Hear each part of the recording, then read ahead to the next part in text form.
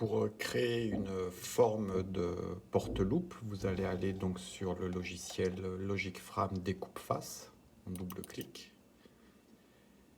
Et donc le logiciel va directement s'ouvrir sur le dernier travail réalisé. Si vous voulez retrouver une forme qui a déjà été faite, vous pouvez aller dans Fichier, Ouvrir. Donc on ne modifie pas la forme.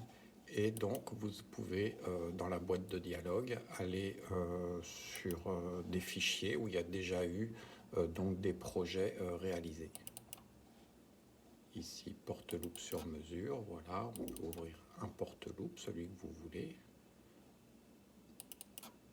Voilà. Et si donc cette forme vous convient, on va pouvoir commencer à travailler au niveau de cette forme en la modifiant. Donc, dans un premier temps, je peux double-cliquer sur la forme extérieure, double-clic gauche. Voilà, et vous allez avoir l'ensemble des points qui définissent votre forme qui apparaissent ici. Et donc, vous pouvez déplacer ces points pour obtenir la forme que vous souhaitez. Ici, le logiciel est prévu pour une phase de monture, donc le dessin que vous faites sur une des formes se fait automatiquement par symétrie de l'autre côté.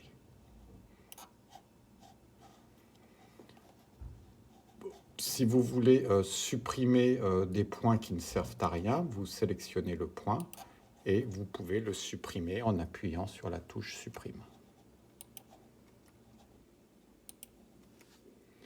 Voilà, si vous voulez insérer un point entre deux points, vous sélectionnez votre point et vous appuyez sur la touche Insert. Un point va apparaître donc sur la droite qui vous permet donc de remodifier votre forme. L'autre élément qui permet de modifier la forme, c'est finalement la force du point. Quand vous insérez un point par défaut, il est sur la force la plus faible. Et si vous sélectionnez ce point, en appuyant sur la touche P, vous pouvez augmenter la force du point, c'est-à-dire augmenter l'attraction de la courbe vers le point pour créer une forme un petit peu plus anguleuse. Si vous voulez diminuer la force du point, vous pouvez appuyer sur la touche M du clavier et la force d'attraction de votre point diminue. Le fond d'écran se présente comme une feuille de papier millimétrée. Donc quand vous avez terminé de dessiner votre forme extérieure, il faudra tout de même contrôler que votre forme extérieure soit bien contenue dans les dimensions de votre plaque d'acétate de cellulose. Vous pouvez ensuite passer sur la forme intérieure de la même façon. On double-clique sur la forme intérieure, les points qui définissent la forme apparaissent et je vais pouvoir modifier ma forme en modifiant la position ou la force des points. Sur la forme intérieure, il est important que le petit disque rose qui apparaît ici ne soit pas coupé par la forme intérieure, puisque c'est l'endroit où je vais venir fixer la plaque sur son support.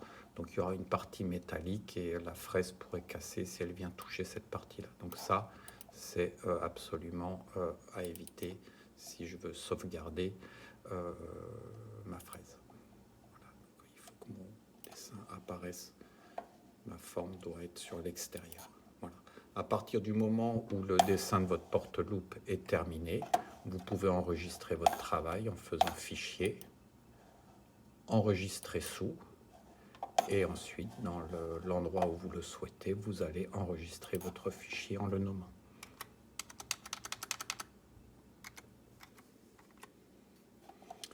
Le fichier s'enregistre sur la forme .gal qui correspond donc au format d'utilisation du logiciel et de la fraise.